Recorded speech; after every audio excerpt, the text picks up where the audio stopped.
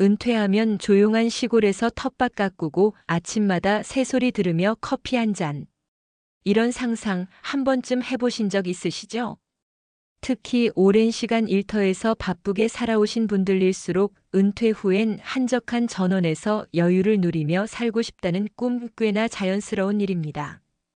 그런데 막상 현실은 생각만큼 녹록지 않더라고요. 오늘은 그런 전원 생활의 꿈을 접고 현실적인 선택을 한 58세 간호사 부부의 이야기와 함께 은퇴 후 삶에 대해 한번 생각해 보려고 합니다. 이분들이 선택한 건 시골도 아니고 도심의 아파트도 아닌 조금은 의외의 공간이었어요. 그 안에 담긴 이유와 사연을 들여다보면 우리 모두에게 조금은 현실적인 힌트가 될지도 모릅니다. 전원주택보다 살기 편한 동네를 택한 이유. 58세 간호사 출신의 아내, 그리고 남편은 건설 관련 일을 하다 몇 해 먼저 퇴직했습니다. 둘 다 오랜 직장 생활을 마무리하고 맞이한 진짜 인생 이막. 처음엔 경기도 외곽의 전원주택을 꿈꿨어요. 땅값도 괜찮고 공기도 맑고 무엇보다 나만의 공간이라는 로망이 있었죠. 직접 땅을 보러 다니고 설계도 그려봤습니다.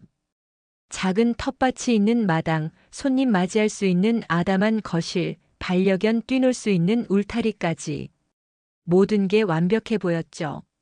그런데 생각보다 비용이 만만치 않았어요. 집 짓는 비용도 문제지만 유지관리비, 난방비, 차량 유지비까지. 여기에 병원, 마트, 대중교통 같은 생활 인프라도 부족하다 보니 살기 불편하다는 생각이 슬슬 들기 시작했죠. 무엇보다 결정적인 건 외로움이었습니다. 우리 지금은 건강하니까 괜찮지. 근데 5년, 10년 뒤에도 이 생활 유지할 수 있을까? 병원이라도 급하게 가야 할 때 차 끌고 40분은 걸리는데 괜찮을까? 그 고민 끝에 이 부부는 전원 생활을 포기하고 경기권 전철역 근처 신축 빌라로 눈을 돌렸습니다. 조용한 동네지만 병원, 시장, 역 다 도보로 가능하고 거실 창밖으로 나무가 보여서 전원 느낌도 조금은 납니다. 예전엔 자연이 좋았는데 지금은 생활이 편한 게 제일 좋아요. 이 말이 왠지 마음에 오래 남더라고요. 은퇴 후 어디서 어떻게 살 건지에 대한 3가지 이야기. 요즘 많은 분들이 은퇴 후 삶의 방식에 대해 고민하고 계시죠. 전원 생활도 좋고 도심 아파트도 좋지만 결국 중요한 건 나에게 맞는 방식을 찾는 거예요. 아래 3분의 사례를 보면 각자 다른 선택을 했지만 공통적으로 현실적인 눈으로 삶을 바라본 점이 돋보입니다. 사례 1. 아파트 경비로 이막 연 남편 도시가 더 좋았던 이유. 64세 김모 씨는 대기업 퇴직 후 일은 그만하고 쉬자는 생각이었어요. 그런데 막상 집에 있으니 몸이 아프고 마음도 답답하고 무력감이 몰려왔죠. 그러다 우연히 아파트 경비 일을 시작하게 됐어요. 출근해서 사람 만나고 대화 나누고 이게 참 좋아요. 너무 고요하면 오히려 우울해지더라고요. 김 씨는 일주일에 5일 오전 7시부터 오후 3시까지 일합니다. 월급은 많지 않지만 규칙적인 생활이 생기고 내가 아직 쓸모 있는 사람이라는 느낌이 든다고 해요. 그래서 이분은 교통 좋고 병원 많은 중형 도시의 아파트를 택했습니다. 전원보다 덜 낭만적이지만 이게 자신에겐 훨씬 건강한 삶의 방식이었죠. 사례 2.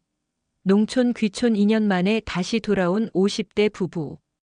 박 씨 부부는 50대 중반에 충청도 한 농촌 마을로 이주했어요. 마을 어르신들도 좋았고 공기도 맑았고 텃밭도 재미있었죠. 그런데 겨울. 너무 추웠습니다. 보일러 돌려도 손발이 시렵고 눈 오면 길이 얼어서 움직이질 못했어요. 인터넷 속도 느리고 택배도 지연되고 병원까지 1시간 거리. 게다가 혼자라는 느낌이 강하게 들기 시작했죠. 도시의 친구들, 문화생활, 편의시설 다 그립더래요.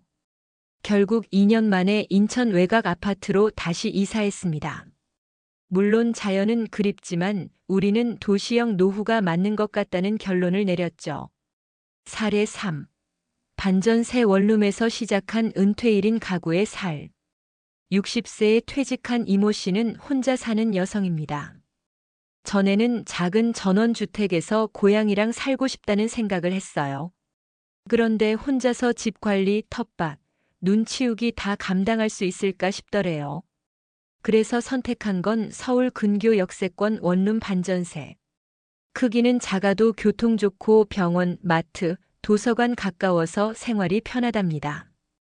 여유 자금으로는 여행 다니고 취미 생활하면서 자기만의 리듬으로 살아가고 있죠. 집이 크면 뭐해요? 혼자 살기 편해야죠. 이 말이 은근히 많은 사람들의 공감을 얻었어요. 현실적인 은퇴 준비, 이렇게 생각해 보세요. 은퇴 준비에서 가장 중요한 건 내 상황에 맞는 선택을 하는 겁니다. 너무 이상적인 그림만 그리다 보면 실제 삶은 스트레스로 가득할 수 있어요. 현실적인 기준 몇 가지만 정리해 볼게요. 건강 상태. 계단, 언덕, 추운 지역이 괜찮은지 체크. 병원 접근성 중요. 생활 인프라.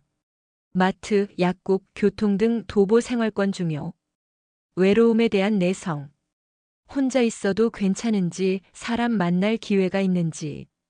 경제적 지속 가능성. 관리비, 교통비, 유지비 등까지 고려. 삶의 우선순위. 조용한 자연이냐, 편리한 도시냐, 내가 더 중요하게 여기는 건?